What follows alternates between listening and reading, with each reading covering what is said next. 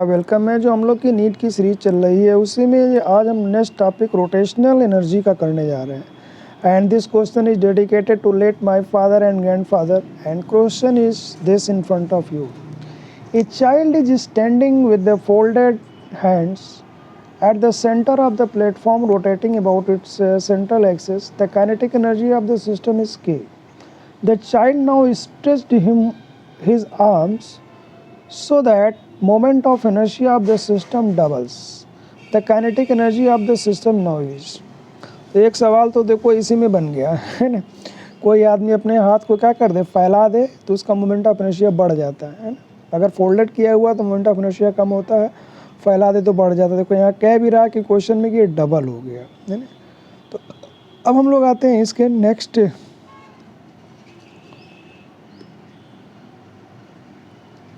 इसका सोल्यूशन देखते हैं। इस क्वेश्चन को कैसे हम लोग सॉल्व करते हैं, ठीक है। ये इस टाइप का क्वेश्चन हम लोग उसमें भी कर चुके हैं, क्या कहते हैं, न्यूटन्स लॉ ऑफ मोशन में भी। बहुत सिंपल क्वेश्चन है ये।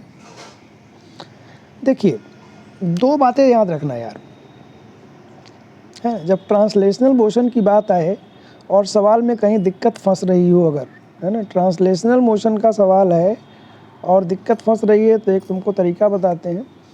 उसमें इन जनरल लीनियर मोमेंटम हमारा कांस्टेंट होता है, p is equal to constant होता है। लीनियर मोमेंटम इसको बोलते हैं, ये हमारा क्या होता है, कांस्टेंट होता है। नेट फोर्स ज़ीरो होता है, सब सवाल में नहीं, लेकिन कहीं कहीं जब आपका दिमाग कहीं ना काम करे तो ये सोचो। और रोटेशनल मोशन में हमारा L जो होता है, एंगुलर मोमेंटम, क्या होता है, कांस्टेंट होता है। L is equal to constant. Formula आपको पता है, p इज इक्वल टू क्या होता है, mv। और एंगुलर मोमेंटम की बात करें तो आई ओमेगा। जो काम वहाँ m करता है वो काम यहाँ I करता है, मोमेंट ऑफ इनर्शिया। जो काम वहाँ लीनियर वेलोसिटी करता है वो काम यहाँ एंगुलर वेलोसिटी करता है।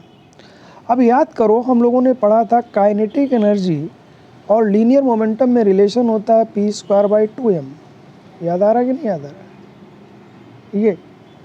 उसी तरह से यहाँ पे एंगुलर मोमेंटम में जो हो जाएगा हमारा, अगर एंगुलर मोमेंटम में हम काइनेटिक एनर्जी की बात करते हैं तो काइनेटिक एनर्जी का देखो फॉर्मूला क्या हो जाएगा, L² अपॉन 2m। P की जगह कौन आ गया, L, और M की जगह कौन आ गया, I, sorry 2I। L² upon 2I। इसका मतलब ये हुआ कि kinetic energy angular momentum moment of inertia depend कर रही है। अभी कैसे आए, अभी तुमको दिखा दें। यहाँ पे हम लोग पढ़ते थे K is equal to half mv², पढ़ते थे कि नहीं पढ़ते थे। तो यहाँ पे हम बोलते थे कि m से इसको मल्टीप्लाई कर दो, m से डिवाइड कर दो, तो ऊपर हो जाएगा m² v², और m² का मतलब क्या हो जाएगा, p²। और ये नीचे क्या होगा, m से मल्टीप्लाई करना पड़ेगा, तो k is equal to p²/2m। देखो आगे। इसी तरह से यहाँ पे रोटेशनल काइनेटिक एनर्जी हमारी होती है हाफ I ओमेगा²। ये रोटेशनल काइनेटिक एनर्जी है। तो एक काम करो, इसको I से मल्टीप्लाई करो, I से डिवाइड करो, तो 1/2 I से मल्टीप्लाई करोगे तो I² ओमेगा², और I ओमेगा क्या है तुम्हारा, L, तो कितना हो जाएगा, L² अपॉन I हो जाएगा। तो ये रिलेशन होता है। अब इस क्वेश्चन में कह रहा कि पहले काइनेटिक एनर्जी K थी, तो बाद में बताओ, तो K1 क्या हो जाएगा जी, हाफ, है ना, L²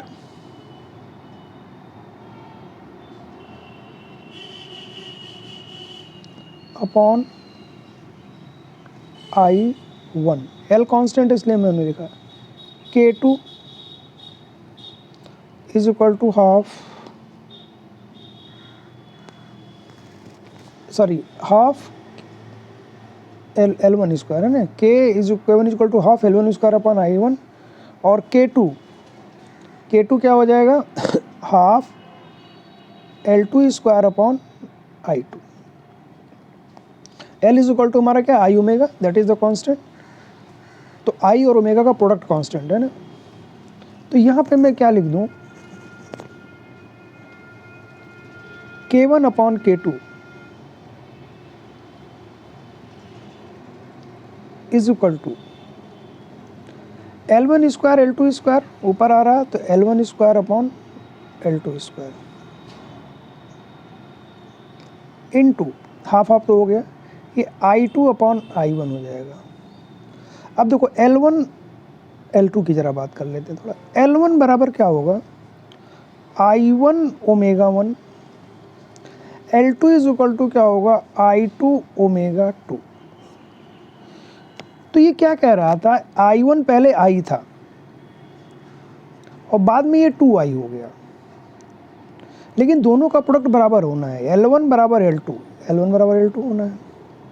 तो देखो अगर I बढ़ जाएगा तो ओमेगा क्या होगा, घट जाएगा। तो जब अपने हाथ को मोड़े हुए है तो उसकी एंगुलर वेलोसिटी क्या होती है, ज़्यादा होती है, क्योंकि I कम है तो ओमेगा क्या होगा, ज़्यादा। दोनों का प्रोडक्ट बराबर होना है ना, L1 L2 के बराबर होना है। तो जब I कम होगा तो ओमेगा क्या होगा, ज़्यादा। माने जब हाथ को फैलाया है, हाथ को मोड़ा है तो I क्या है, कम, तो तेज़ घूम रहा है वो जो मेज़ है जिस पे वो रोटेटिंग मेज़ है वो तेज़ घूमेगा। और जब हाथ को फैला देगा तो I उसका बढ़ जाएगा तो ओमेगा उसका घट जाएगा, माने एंगुलर वेलोसिटी क्या होगा, घट जाएगा।